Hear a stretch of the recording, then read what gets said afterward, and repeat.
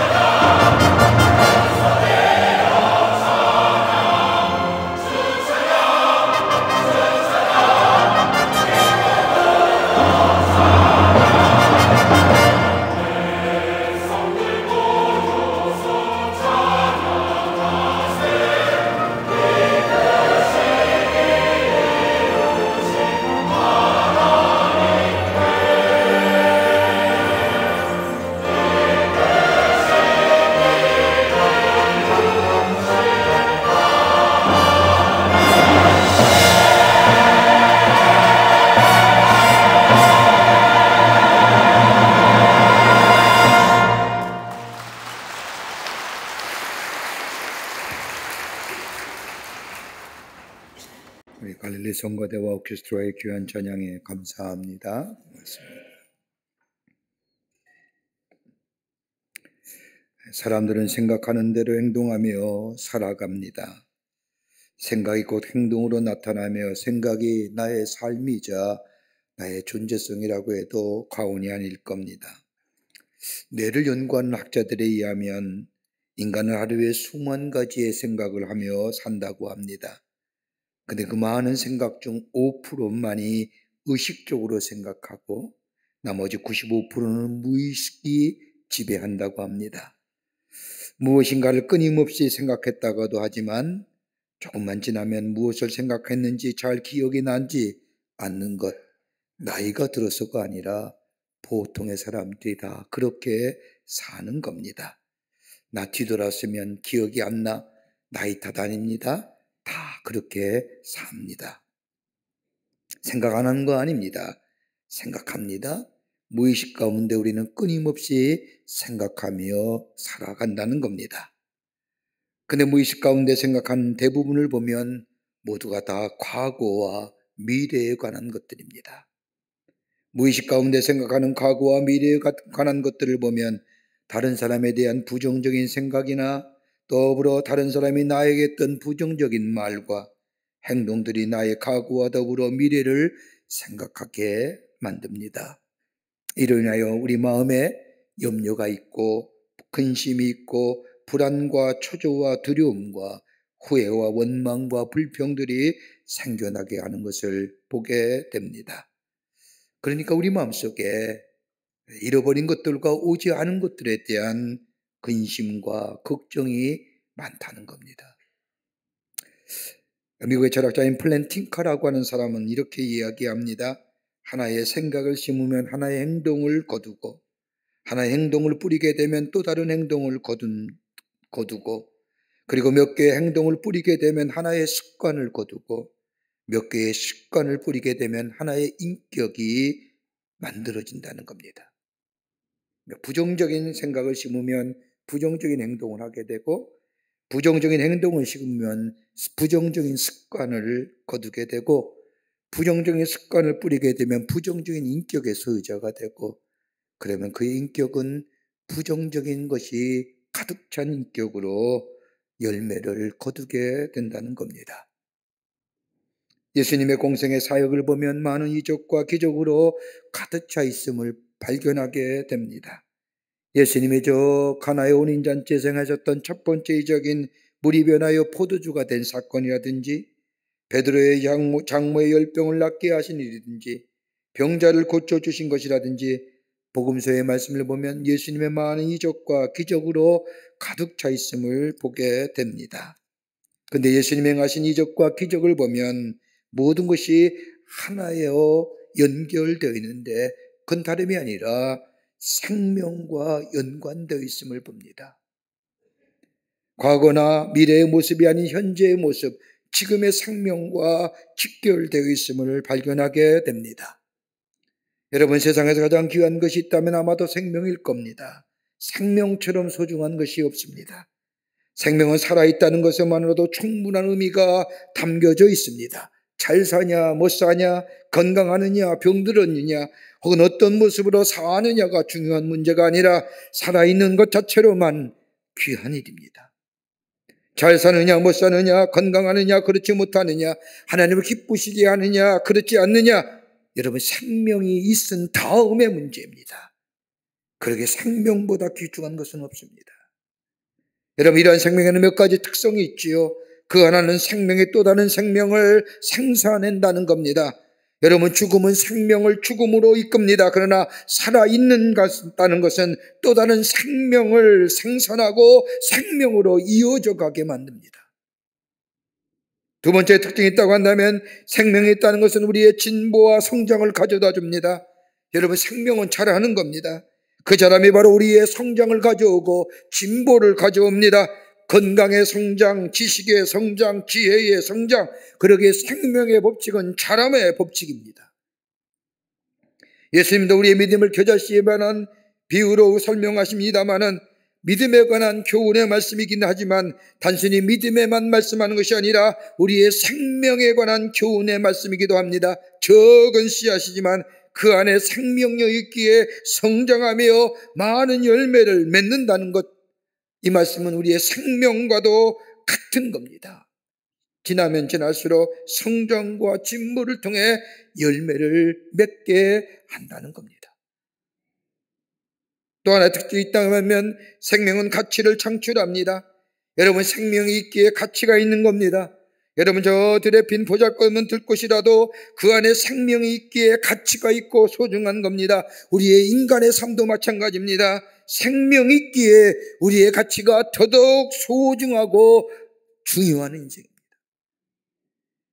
더더욱 더 그리스도인이라고 한다면 그 어떤 것보다 예수님을 나의 삶의 주인으로 모시고 사는 인생, 그 인생이 적게 배웠거나 가진 것이 보잘것없거나 세상의 것들이 적다 하여도 예수 모시고 사는 인생, 저 하나님이 우리를 부르셔서 당신의 자녀로 삼으셨다는 그 자체 부르심이 얼마나 내 인생을 가치 있고 의미 있는 인생으로 만들어주는지. 그러게 예수 모시고 사는 인생은 가치가 있는 인생입니다. 그러게 성경은 천하보다 귀한 것이 생명이라고 말씀합니다. 천하보다 귀한 것이 생명은 다름이 아니라 그 안에 예수가 계시고 하나님의 거룩한 영이 있기에 그 생명이 천하보다 귀한 겁니다. 이 마태복음 16장 26절의 말씀을 보면 사람이 만일 5,000원을 얻고도 제 목숨을 잃으면 무엇이 유익하리요? 사람이 무엇을 주고 제 목숨과 바꾸겠느냐라고 하는 말씀처럼 생명보다 귀한 것은 없습니다. 그러게 예수님은 다른 어떤 것보다 하나님의 영이 거하는 인간의 생명을 소중히 여기셨습니다. 예수님의 공생의 사역을 보면, 저 복음서의 말씀을 보면 생명을 살리신 기사가 3번이 나옵니다. 하나는 회당장 야이로의 딸을 살리셨고, 두 번째는 예수님의 친구인 나사로를 살리셨고, 또 하나가 있다고 한다면 오늘 본문의 말씀에 기록된 나인성 과부의 아들을 살리신 사건입니다. 죽은 자를 살렸다는 것은 인간의 한계를 뛰어넘는 위대한 사건입니다. 여러분, 병에 걸린 사람 숨이 넘어가면, 즉 의사가 사망을 선고하면 그것으로 끝입니다. 그는 가망이 없습니다. 그 자체가 절망입니다. 여러분, 숨이 넘어간 사람을 붙잡고 약을 처방하는 의사는 없을 겁니다. 숨이 넘어간 사람을 붙잡고 살려달라고 기도하는 사람은 없을 겁니다. 숨이 넘어갔다는 것은 인간의 한계요, 인간의 유한성이요. 그런데 오늘 본문의 말씀은 인간의 절대 한계와 더불어 인간의 유한성을 넘어는 사건을 기록합니다. 중풍병자를 고친 것도 아닙니다. 오랫동안 병 속에 누워있던 사람을 향하여 일어나라 라고 말씀하신 것도 아닙니다. 죽은 자를 마치 병자를 고치듯이 청년이여 일어나라 하고 말씀하시니, 죽었던 청년이, 관에 넣어 장사 치르려고 했던 청년이 관을 열고 나왔다는 것이 오늘 본문의 말씀의 내용입니다. 인간의 한계, 인간의 절대 한계와 유한성을 넘어서 새로운 생명을 허락하시는 예수님. 여러분, 우리의 인생의 여정을 나그네 길이라고 얘기합니다. 우리의 나그네 길을 가는 우리들, 어떻게 보면 참으로 힘겨운 인생의 여정을 걸어갑니다. 그러기에 하루에도 몇 번씩이나 힘이 들어 주저앉고 싶을 정도의 힘든 우리의 인생의 여정들. 이런 의미에서 오늘 본문 말씀은 인간의 절대 한계와 유한성을 넘어서서 새로운 생명을 허락하신 우리 예수님, 오늘 이 본문의 말씀은 우리에게 어떤 귀한 영적 교훈과 더불어 우리에게 말씀하시고자 하는 뜻이 무엇인지요. 오늘 본문의 말씀을 통해 함께 말씀을 나누며 은혜 받기를 원합니다. 첫째는 생명의 주인은 예수님이시라는 겁니다. 믿으십니까? 믿으셔야 됩니다. 오늘 읽은 본문의 말씀은 저 나인성에서 일어난 사건입니다. 나인이라는 이름은 지금의 네인이라고 불리우는 것, 즉 예수님이 복음을 전하셨던 가버나움에서 약 40km 떨어진 곳의 동네입니다.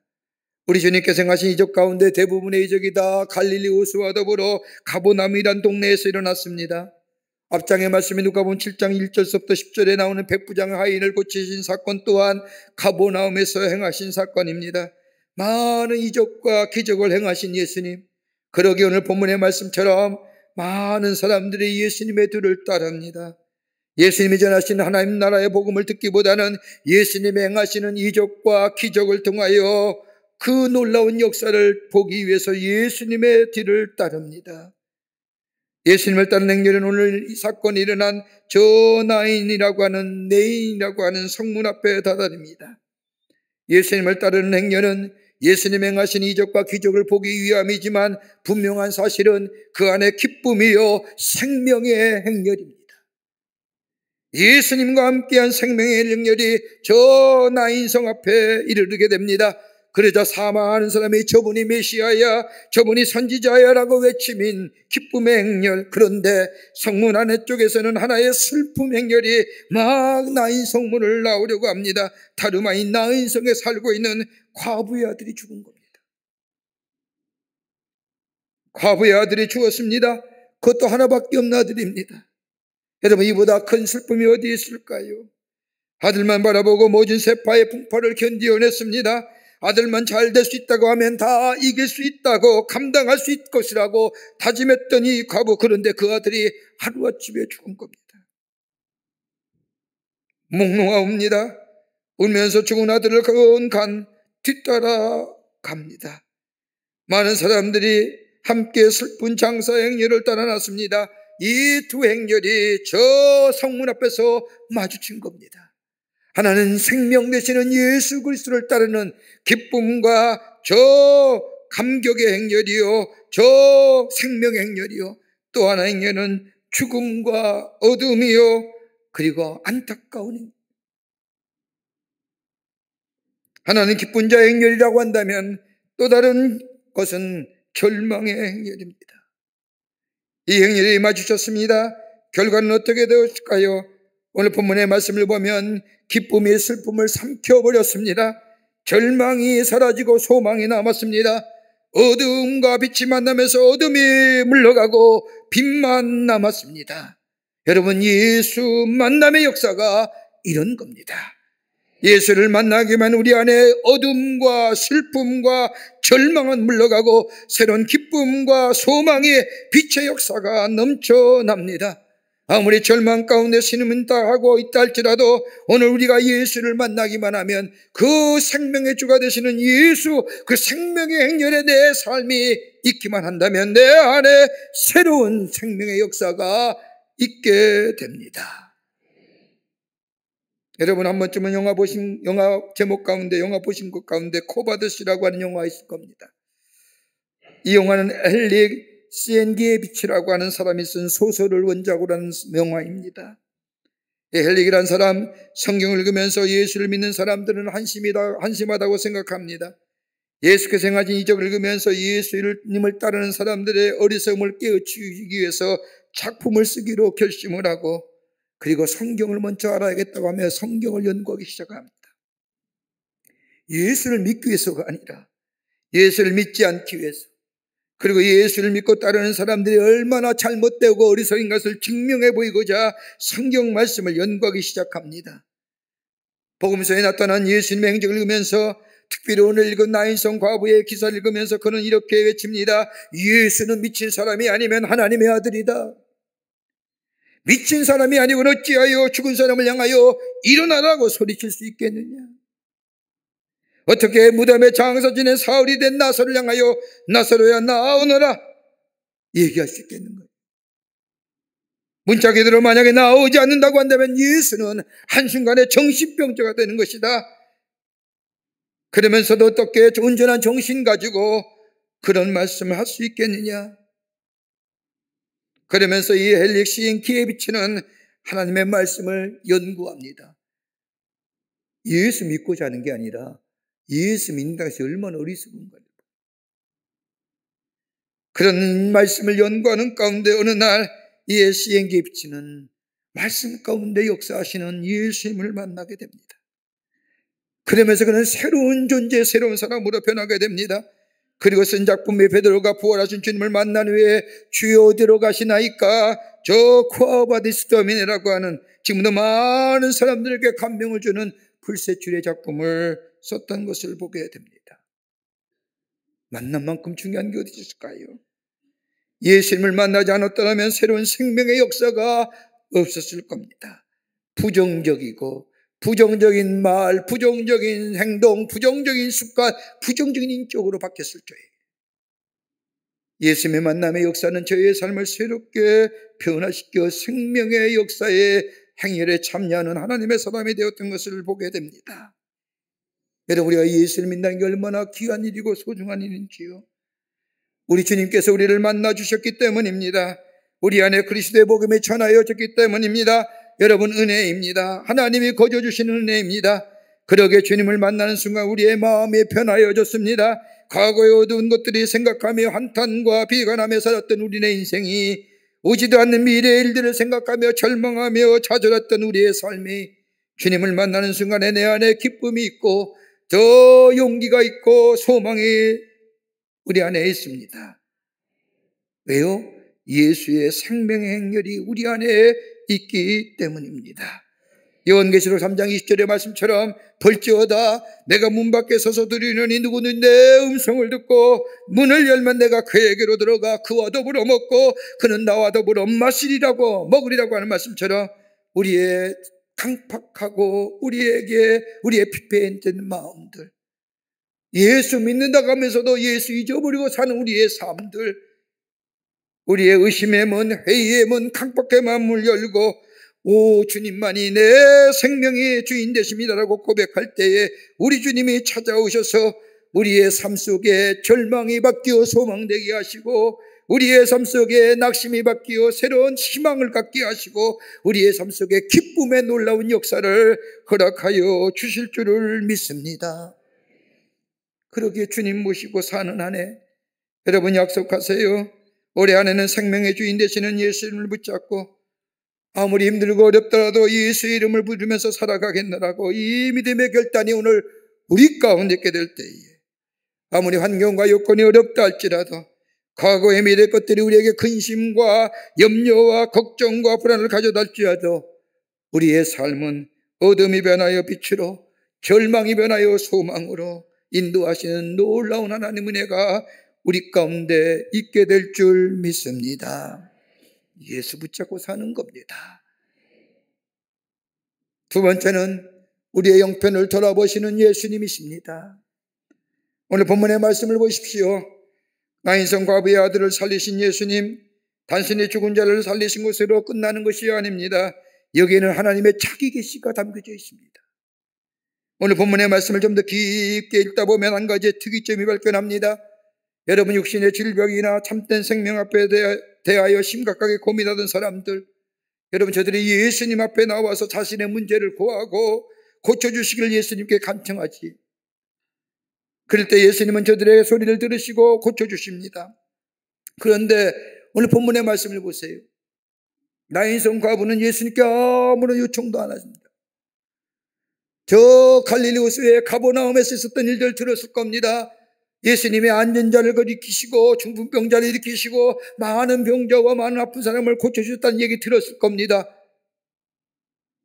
그렇다고 한다면 자신의 아들을 고쳐달라고 할 만한데 얘기하지 않습니다. 성경학자들이 하면 아마도 예수님의 기적과 이적을 베푸신 사건들 저 가버나움뿐만 아니라 온 유대 전역에 퍼졌을 것이라고 말합니다. 그리고 대부분의 사람들이 그다시 나인성 과부 또한 예수님에 관한 소문을 들었을 겁니다. 그런데 주위에 있는 사람들이나 나인성 과부조차 예수님께 아들 살려달라고 아무런 요청하지나 부탁하지 않습니다. 더구나 예수님의 제자들조차도 예수님께 저 과부의 아들 살려달라고 말하지 않습니다. 왜요? 죽었기 때문에. 숨이 넘어가는 상태에서 예수님 만났더라면 아마도 간절히 예수님께 살려달라고 요청했으면 살리실 겁니다. 저 나사로가 죽었을 때에 예수님이 나사로가 죽은 지 나흘 만에 나사로 집에 도착하면 때 마리아와 마르다가 나와서 예수님께 말하지 않습니까? 예수님 좀만 더 일찍 오셨더라면 제 오라비가 살았을 터인데 왜 이제 오십니까? 라고 말하지 않습니까? 그 일은 뭐예요? 생명 있을 때, 숨이 있을 때 오셨으면 살려주실 것 아닙니까? 라고. 그런데 오늘 본문의 말씀을 보십시오. 나인성 과부의 아들 이미 죽어 장사 지내기로 장지로 가고 있습니다. 아무리 능력을 가진 예수님이라도 이러한 인간의 항해상을 넘어서지 못할 것이라고 저들은 생각합니다. 심지어 예수님의 제자조차도 이미 끝났는데,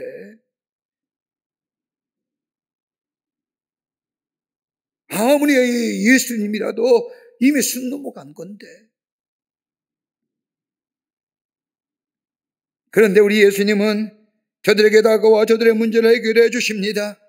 온전치 못한 믿음의 모습, 불완전한 모습, 이적과 표적만 말하는 얄팍한 믿음의 모습, 그런 믿음의 모습이라 할지라도 마다하지 아니하시고 예수님은 다가오셔서 새로운 생명을 허락해 주십니다. 과부의 형편을 돌아보셨다는 겁니다. 저들의 아픔과 슬픔, 저들의 절망과 어둠을 우리 예수님은 아시고 불쌍히 여기셨다는 겁니다. 그냥 보고만 계신 것이 아니라 함께 아파하고 슬퍼하며 함께 하셨던 예수님. 그냥 단순히 안타깝게 여기신 예수님이 아니라 과거의 형편을 돌아보시고 불쌍히 여기는 마음으로 가슴이 뛰셨다는 겁니다. 얼마나 슬플까? 얼마나 하늘이 무너질까? 이걸 어떤 신학자는 하나님의 수직적인 사랑이라고 얘기합니다. 아비가 자식을 불쌍히 여기는 마음과 같은 아무런 조건이 없는 사랑의 모습이라는 겁니다. 여러분, 수평적인 사랑은 조건도 많고 가릴 것도 많아요. 그러게 문제가 많고 갈등이 있어요. 사랑한다고 하면서도 수평적 사랑은 갈등도 있고 문제도 많고요. 사랑을 받았기에 줘야 되고 사랑을 주었기에 받아야 돼요. 여러분, 아내와 남편이 대등한 사랑이잖아요. 수직적인 사랑이 가능해요? 그러니까 자꾸만 티격티격 하는 거예요. 근데 수직적인 사랑은 물이 위에서 흐르듯이 그저 주는 사랑 아닙니까? 부모가 자식을 사랑하는데 조건이 있을까요? 가리는 것이 있습니까? 악한 부모도 자식에게 좋은 것을 주지 않느냐고 하는 예수님의 말씀처럼 잘해도 사랑하고 잘못해도 사랑하고 건강해도 사랑하고 병들어도 사랑하고, 이거 사랑 아닙니까? 여러분, 자녀들 키워보면 얼마나 잘하면서 부모의 속을 썩입니까? 아무리 착한 자녀를 할지라도 사춘기에 칠풍도도 같은 시기가 오게 되면 얼마나 속을 썩이십니까? 요즘에는 중학생이 제일 무섭대잖아요. 감당이 됩니까? 안 되잖아요. 그때마다 저 녀석이 내 자식 같지 않을 때가 얼마나 많은지요. 그런 생각 들 때가 얼마나 많은지. 그럼에도 불구하고 시간이 지나면 이제 그러한 마음이 사라집니다. 그리고 사랑합니다. 이게 바로 수직적 사랑. 과부의 형편을 돌아보시는 예수님 마음속에 불쌍히 여기는 마음이 일어난 순간 그것은 뭐예요? 능력으로 나타납니다. 어비의 마음, 저 자식을 향한 어비의 사랑이 보다 귀한 것이 어디 있겠습니까? 세상에서 가장 고귀한 사랑이 부모의 사랑이 아닙니까? 그런데 죽음 앞에서는 부모의 사랑도 의미가 없습니다. 그래서 뭐예요? 용서하십시오. 자녀가 죽으면 가슴에 묻는다잖아요. 가슴에 묻는다. 그 얘기죠. 한계예요. 가슴에 묻을 수밖에 없는 거예요. 지혜가 있는 것 같지만 지혜도 없습니다. 능력이 있는 것 같지만 능력이 나타나지 않습니다. 그런데 예수님의 마음에 과부의 형편을 돌아보시고 불쌍히 여기는 마음이 생기는 순간 사랑의 능력이 나타납니다. 그 누구도, 예수의 제자조차도, 예수를 아는 사람도 예수님께 살려달라고 요청하지 않았지만 과부의 슬픔과 절망과 무너짐을 아시는 예수님, 다가가서 뭐예요? 아들의 생명을 살려냅니다. 이걸 성경은 뭐예요? 긍휼하심이라고. 여러분, 우리가 하나님 앞에 기도한 게 어떤 걸까요? 우리의 간구의 기도는 많으실 겁니다. 하나님, 이거 해주세요. 이거 해주세요. 이거 해주세요. 정녕 우리가 하나님 앞에 드려야 할 기도가 뭘까요? 하나님, 우리를 긍휼히 여겨 주시옵소서. 하나님의 사랑이 필요합니다. 하나님의 수직적인 사랑이 필요합니다. 여러분, 저 세리와 바리새인의 기도하시지 않습니까? 성전에 들어온 저 바리새인은 맨 앞에 나와 손을 들면서 하나님, 나는 이렇게 했습니다. 금식했습니다. 가난한 사람을 도왔습니다. 11조를 도왔습니다. 라고 기도하는 저 바리새인의 기도. 근데 저 세리는 저 뒤에 들어와 성전에 머리를 숙이고 긍휼히 여겨 주시옵소서. 하나님 나를 사랑하여 주시옵소서라고 하는 기도.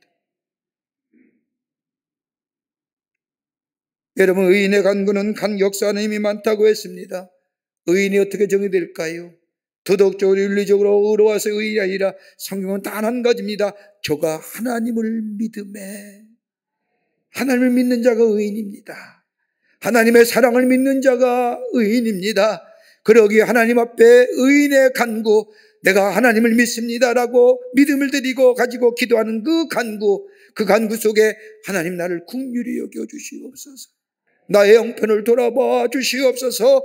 나에게 주의 사랑이 필요합니다라고 기도하는 그에게 하나님은 나타나셔서 저 과부에게 울지 말라고 말씀하실 뿐만 아니라 행동으로 보여주셔서 죽은 자를 살라시어 그 어머니에게 돌려주신 것처럼 우리의 삶의 진정한 해결자 되시어 우리의 문제를 해결해 주시고 우리의 진정한 위로자가 되어 주시는 줄 믿습니다. 제가 고등학교 다닐 때입니다. 제가 고등학교를 다녔는데 제가 고등학교 다닐 때 저희 학교의 선생님이 교장선생님이 전영창 교장선생님. 그 전영창 교장님은 저 미국에 그 어려울 때 공부하러 가셔서 그 로버트 슐러 목사와 동창입니다. 그 공부를 마치고 서부 경남의 거창에 내려와서 학교를 세우시고 이 나라가 살 길은 배워야 된다라고 해서 교육에 일생을 바치신 귀한 분입니다. 아주 훌륭하신 참으로 귀한 분이지요. 이분도 그분이 가장 좋아했던 그 말씀이 뭐냐면 윈스턴 처칠이 했던 Never give up. 우리 감독님도 굉장히 좋아하셨는데 Never give up이라는 단어입니다. 결코 포기하지 말아라. 한 번은 채플 시간인데 교장 선생님이 올라오셔서 또 매번 하시는 얘기가 같은 맥락입니다. 포기하지 말아야 된다. 아무리 환경이 어려워도 포기하지 말아야 된다. Never give up, never give up. 애들은 많이 들었던 얘기에 또 그 얘기 하시나. 근데 그날따라 힘을 주어 얘기하시는 겁니다. Never give up, never give up. 그래도 애들이 감동을 안 하자 큰 소리 외치면서 Never give up 하고 외치는 순간 그 교장 선생님이 틀리 쓰셨거든요. 틀리를 툭 튀어나온 겁니다. 아마 그 채플에 참여한 친구들은요 평생 못 읽을 겁니다. Never give up보다 그때 교장 선생님이 외칠 때 틀리가 튀쳐나왔다. 그러면서 뭐예요? 포기하지 말아야겠다. 포기하지. 여러분 포기하지 마세요. 결코 포기하지 말라고. 우리 하나님이, 우리 예수님이 우리의 슬픔, 우리의 아픔을 아시고 긍휼히 여기시고, 아니 우리가 하나님 저는 주의 사랑이 필요합니다.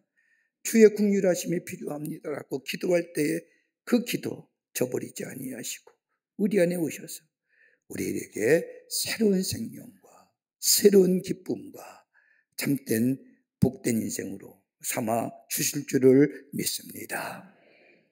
끝으로 권세자가 되시는 예수님이십니다. 예수님이 권세자이십니다. 오늘 본문의 말씀을 보십시오. 우리 예수님은 불쌍히 여기실 뿐만 아니라 장래 행렬을 멈추시게 하십니다. 여러분 망자가 가는 길입니다. 유대의 장래 풍습이나 우리나라의 장래 풍습이나 비슷하지 않습니까? 망자가 가는 길, 여러분 그 가는 길을 막을 사람이 누가 있습니까? 비키라 하잖아요. 오히려 비켜주세요. 비켜주세요. 그런데 예수님은 그 슬픔 행위를 막으십니다. 예수님이 이러한 행동에 그 누구도 뭐라 하지 않습니다. 당신이 누군데 멈추게 하는 것이요, 왜 낯선 사람이 왜 남의 장례를 방해하는 것이라고 말하지 않습니다. 멈추라 명하시는 예수님. 그리고 예수님이 가까이 오셔서 관에 손을 대시고 계시사 상교가 멈춥니다. 그리고 아무런 대화 없이 명령하십니다. 죽은 아들이 몇 살이 되었느냐, 얼마나 슬프냐, 내 소원이 무엇이냐 물어보지 않습니다. 그리고 말씀하십니다. 청년아, 내게 말하노니 일어나라. 여러분, 하나님의 창조적 사건에는요 대화가 없어요. 하나님의 창조적 하나님의 창조의 사건에는 말씀의 능력이 나타나는 사건입니다. 말씀하실 때에 창조의 능력이 일어납니다. 하나님은 산자에게만 말씀하시지 않습니다. 죽은 자에게도 말씀하십니다. 그럴 때 저 마른 광야에 흩어진 뼈쪽 아들이 모여서 새로운 생명의 역사가 일어납니다. 오늘도 우리에게 주님이 말씀하시면 우리 안에 새로운 생명의 역사가 일어납니다. 그 사건은 창조적인 사건입니다. 그걸 뭐예요? 기적이라고 얘기해요. 그걸 이적이라고 얘기해요. 왜요? 말씀이고 능력이기 때문에. 우스개 이야기가 하나 있습니다. 어떤 가정에서 있었던 일입니다. 아내는 최소한 한 주일에 한 번씩은 남편을 깨워 아래층에 강도가 든 것 같다고 우깁니다. 아내는 남편이 아래층에 내려가 강도가 들었는지 아니 들었는지 확인하며 올 때까지 무섭다고 잠자지 아니하고 징징거립니다. 이러한 일이 몇 년이나 계속되었는데 그러던 어느 날 밤이었습니다. 그날 역시 아내는 곤히 자고 있던 남편을 깨우더니 아래층에서 무슨 소리가 들리니 강도가 든 것 같다고 하며 여보 어서 일어나 봐요. 저 아래층에 누군가 들어온 것 같아요 라고 이야기합니다. 참을성이 많았던 남편은 몇 년 동안이나 반복되어 오던 일이지만 아내가 무섭다는 말에 옷을 걸쳐 입고 아래층에 내려갑니다. 그런데 이번엔 진짜 계단에서 강도를 만난 겁니다. 집에 들어온 겁니다. 강도가 남편에게 총을 꺼내면서 음산한 목소리로 돈 내놓으라고 얘기합니다. 남편은 강도가 시키는 대로 집안에 있던 돈과 김속을 가져와 강도에게 건넸습니다.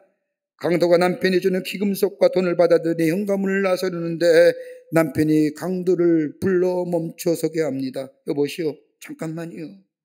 그냥 가면 안 돼요.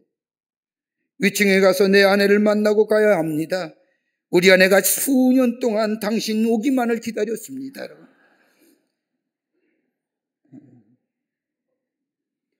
여러분, 기대는 우리가 기대하는 만큼 그 사람을 만들어주지. 내가 어떤 생각을 가지고 있어? 내가 어떤 생각을 가지고 있느냐? 내가 어떤 행동을 하느냐? 그 생각이 행동을 만들고 행동의 습관을 만들고 그 습관이 뭐예요? 우리의 미래를 만드는 거예요. 예수님이 우리의 삶의 해결자 되십니다. 예수님 우리의 삶의 권세자 되십니다. 예수님 우리의 삶의 위로자 되십니다. 그 예수님 붙잡고 예수님 하나님과 함께 살아갈 때 우리의 생명이 뭐예요? 우리의 걸음이 생명의 걸음입니다. 기쁨이요, 감사요, 감격의 걸음 됩니다. 주님과 함께 더불어 생명의 행렬에 동참하여 함께 걸어가는 우리의 인생이 될 때에 우리의 인생이 낙심과 절망의 어둠이 아니라 생명이요, 기쁨이요, 복이요, 빛나는 인생으로 많은 자들에게 선한 영향을 미치며 하나님을 증거하는 복된 인생으로 살아가게 될 줄 믿습니다. 이 인생으로 여러분과 오래 살아가는 복된 하나님의 백성의 걸음 되시기를 주의 이름으로 축원합니다. 하나님 감사합니다. 저희들 주께서 사랑해 주셔서 하나님의 자녀 삼으심에 감사합니다. 예수님만이 우리의 삶의 아버지 하나님이여 주인이여 권세자여 위로자여 힘이 되심을 우리가 믿고 예수와 함께 생명행렬에 동참하여 살아가는, 그래서 우리 안에 기쁨과 감사와 기적과 이적을 매일매일 경험하며 하나님을 높이는 저희들의 삶 되게 하여 주시옵소서. 성령이 도우실 줄 믿으며 예수님의 이름으로 기도하옵나이다. 아멘. 지금은 우리 주 예수 그리스도의 크신 은혜와 하나님 아버지의 한량없으신 사랑하심과 성령님의 인도하심과 교제하심과 교통하심이 거룩한 주의 날 주의 전을 나와 마음과 정성을 모아 하나님 앞에 예배하며 주신 말씀 마음에 새기고 예수님 안에서 예수님과 함께 걸어 새로운 생명의 역사를 누리며 하나님의 살아계심을 증거하는 삶으로 살기로 결단하고 저 세상을 향하여 걸음 옮긴 우리 모든 광림의 권속들과 영상을 통하여 예배에 참여한 모든 이들 위해 주께서 지금으로부터 영원토록 함께하여 주시기를 간절히 축원하옵나이다. 아멘. 좋으신 하나님, 좋으신 하나님, 참 좋으신 나의